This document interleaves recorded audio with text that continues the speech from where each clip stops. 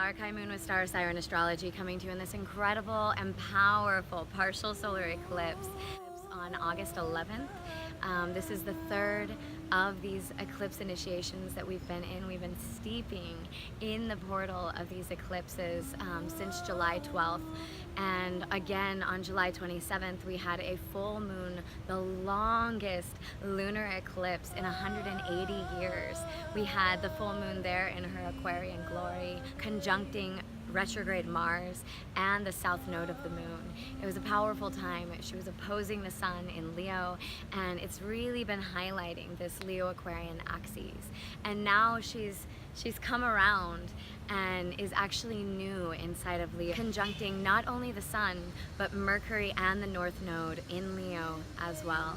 And so this is a powerful way to wrapping us up in the eclipse in this like gold and delicious Leo blanket, really highlighting this north node desire. Like we've been working on the north and the south node being in Leo and Aquarius all year round, and so these eclipses to kind of come and conjunct the nodes of the moon like this is really a powerful opportunity of like deep karmic resolution, because the south node deals with our karmic attachments. It deals with like where we're coming from, and the north node is like that evolutionary pool to like reach towards the polarity of where we're attached, the polarity of where we've already been, you know, what we've already done, what we've been good at, and again, like I said, what we're attached to. And we're attached to something that really creates this tremendous power to be triggered. So it's triggered, it's heightened, and it's karmic. And typically that means the shadows come up there. Like the shadow forms of that archetype is really what we're working on. You know, there's some really beautiful, glorious forms of Aquarius, like releasing the roles and releasing karmic attachments and hooks of society and family obligations to be able to like liberate and free our minds and our psyche.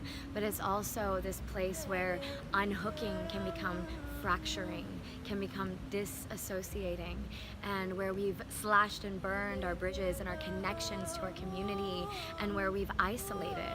So really looking at the places inside of our lives over this whole year, but definitely during this eclipse portal season through July and now August, to really evaluate like where have we disassociated, where have we compartmentalized our psyches, where have we put ourselves into roles to where we only can identify with that one role, and then we're fractured from these other parts of ourselves so much that we have to like leave whatever role that is, leave whoever is involved in that, so that we can find ourselves again.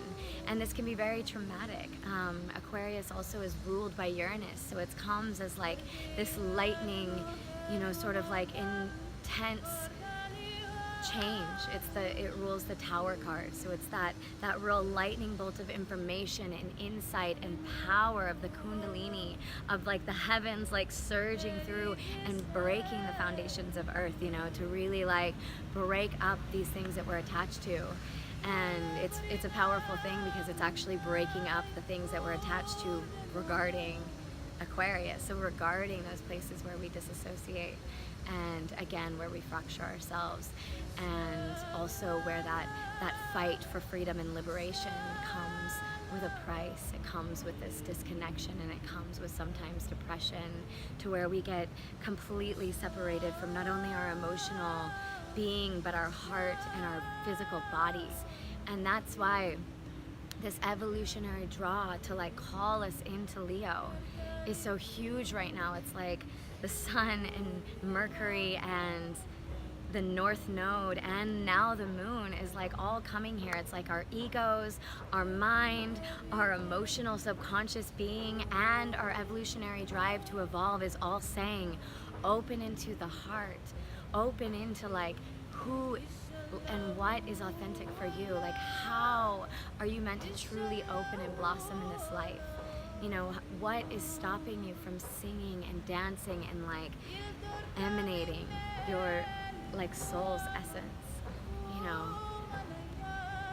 it's really a call to like come back to the heart, to come back to that place where it's like, okay, outside of my roles, outside of what I'm running from, what is it that I'm actually running to? Like, what is it that I believe in? Not just what is it that I'm like, you know, trying to fight, and what is it that I like don't believe in, and what am I like trying to like, you know, again, free myself from. But exactly like, how do I allow to step into this like powerful way of living inside of my heart, of shining like my soul's essence and who I am.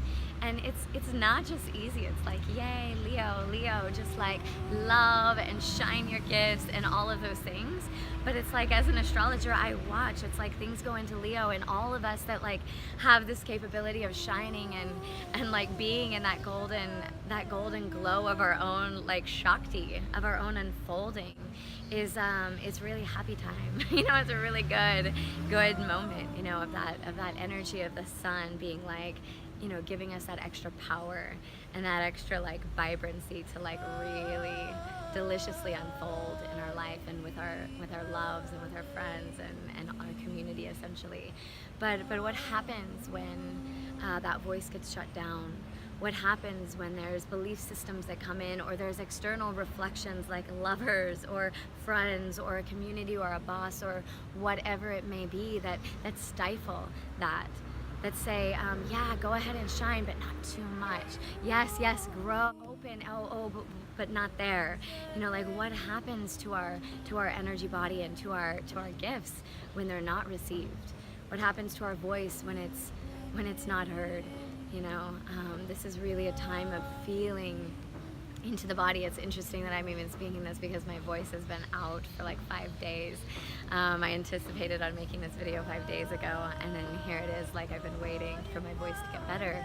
And this is the kind of perfect ceremony. It's like, okay, whatever is happening, like let that be a part of the authentic moment, be a part of the authentic offering. Because sometimes we're getting worked in the cauldron of like, how is our gift, how is our voice, how is our offerings really being placed in that cauldron so that it can be of true essence and that it can truly bless not only us but all those that it touches. And that's why it's also powerful, because it's being squared by Jupiter Scorpio. It's being squared by Uranus. And so this is like, whoa.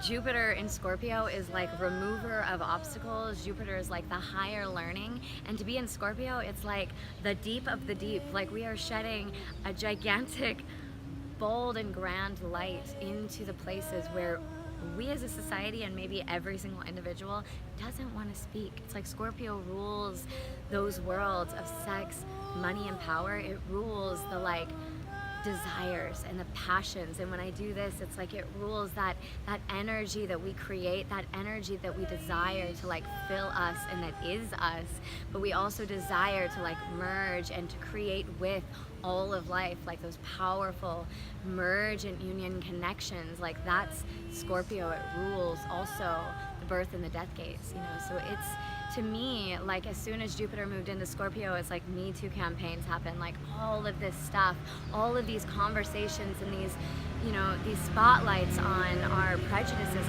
and our power imbalances and like white privilege and like all this oppression that has been going on for thousands of years between women and between people of color and the indigenous and homosexual and transgender people. Like, this is a time of being able to really see, like, where is the power and where is your power? Like, where does your power lie? Who are you feeding? Who are you feeding your energy to? What are you feeding? And how is it feeding you in return? You know, there's this really deep call with Jupiter and Scorpio to be able to speak to these like energetic and power dynamics between people, between people in the earth, because we want to sit there and leave it under the table and be like, oh yeah, we don't need to speak to it because like we kind of know, but like why don't we speak to it? Why don't we even have a language to be able to speak to all the different parts of our human engagings, like to be able to really truly speak to like sexual energy and sexual manipulations and all the different levels of power play and how they are unspoken, how they're systematically structured and maintained in our interrelationships and our society.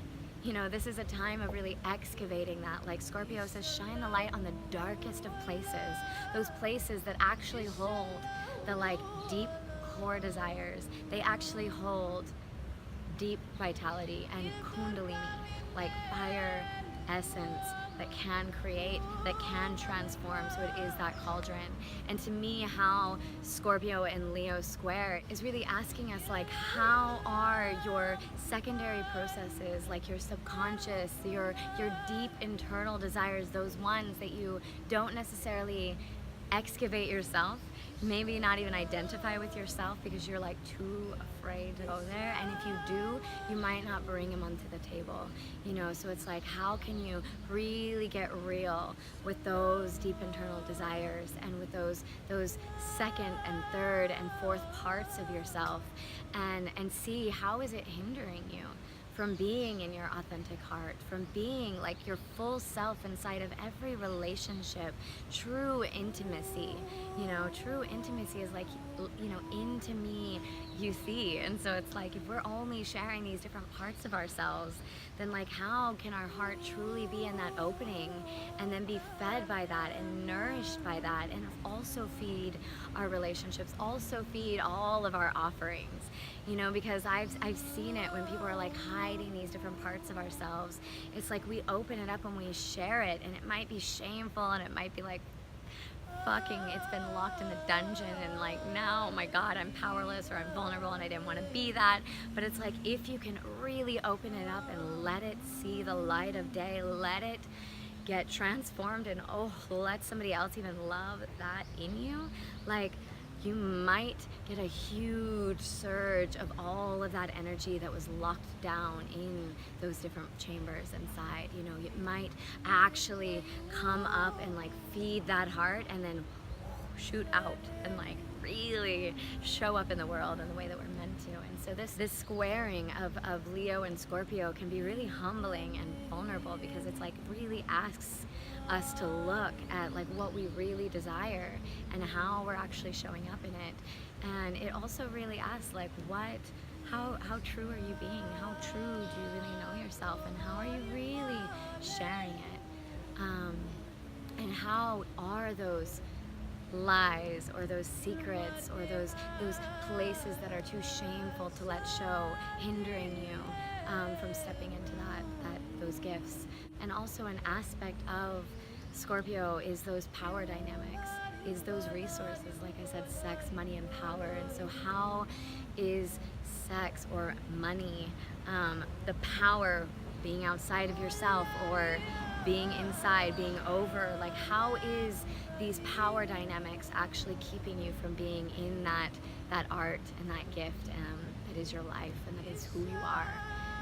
These are like deep and radical, liberating questions to ask, And another thing I just want to touch on is the Uranus in Taurus that is also squaring the nodes of the moon, and so along with all of those planets that are connecting to it. And so this is a powerful time of radical earth initiations. Globally it's like, whoa, massive fires, hurricanes, storms, deep traumas, and also potentially liberations of like where our resources are, where our value systems is. Uranus and Taurus is like liberate the body, liberate your earth, liberate the resources, your money, and like how you create that garden that is your life. But if it's squaring this Aquarius Leo axis, I feel like it's like, how is what you value and what you put your worth into squaring that ability to unhook from the obligations that you're meant to in this life, and how is it also squaring or challenging your ability to move forward in Leo and like again shine those gifts, you know. So I feel like a lot of that will be like these deep questions of like, you know, is what I value truly serving me and serving this thing that I'm here to give, serving my authentic heart? Or is it, you know, hooked into martyrdom? Is it hooked into this need for like gaining worthiness? You know, if like we're putting our value and our worth into like how good of a person we can be and how many people we can heal and how many, you know, the animals we can heal or whatever it is, how much money we can make, then like, you know, this is a time of like some really intense reflections of like our bodies or our money or that worthiness being tested. Because, you know, if we put our worthiness in something and it's hindering ultimately our soul's evolution, then the universe comes around in these beautiful, powerful, initiating planets to be like, hey, hey, hey. And sometimes it's a soft whisper, and if it's Uranus, sometimes it's that like sharp, electric, oh holy shit, my whole world just changed in an instant and now I have to look at it. So for those of us that aren't having that like electrifying fire of destruction and tower falling down kind of moments, you know, in our life, we're having these other, you know, intense like x-ray vision, you know, initiations of Uranus to look at that. It's like time to look at it before that lightning bolt starts to crumble down and crumble away the foundations of that security, because Taurus rules security. And so when Uranus is in a place of like deep form and deep security, and money and like rootedness, and sometimes the places where we get real stuck, you know, we get real righteous in these places that we are in defense of or really like rooted to, it's like a time for like that to be like, okay, like how is that hindering that soul calling of like offering gifts? How is that hindering what you're actually meant to like see through a different lens and release of in Aquarius? And okay, so now there's a lot else to talk about. I'm going to be putting another video out just to speak a little bit into all the retrogrades happening in August. It's like a full-on beautiful month of integration and initiation. So stay tuned for that, but for now, to keep it jungle savvy and able to get to you. May this speak wisdom into your eclipse portal. May this start to speak to those subconscious desires and to those subconscious things that are maybe like attached to, and that we actually project onto our whole reality, completely creating this dream that we have that and filters and paints over everything, that colors everything with that lens. And so, you know, feel into like what is true, and how is this a moment to like see through a different lens? How is this a moment to reach for those different octaves or those different neural and physical pathways that can actually truly liberate us?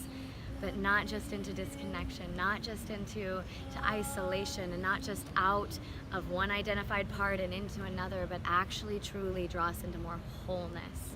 Actually truly draw us into more of that golden essence, you know, and that powerful like blossom of who you are. So blessings.